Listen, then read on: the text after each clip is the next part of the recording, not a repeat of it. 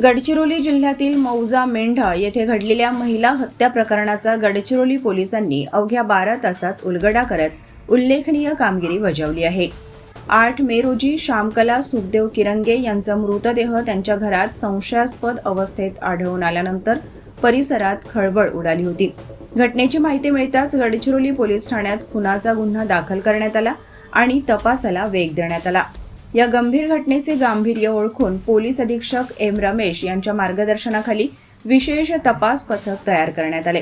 स्थानिक गुन्हे शाखा आणि गडचिरोली पोलिसांनी तांत्रिक विश्लेषण, गोपनीय माहिती आणि विविध पुराव्यांच्या आधारे मुख्य संशयित सुदामा रामभाऊ चौधरी याला चंद्रपूर येथून ताब्यात घेतले।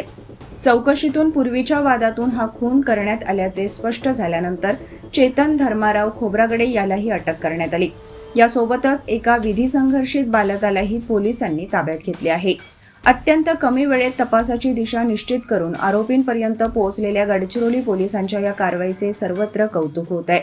आरोपींना न्यायालयात हजर करण्याची प्रक्रिया सुरू असून तपास पथकाने दाखवलेल्या तत्परतेबद्दल पोलीस अधीक्षकांनी विशेष अभिनंदन केले आहे।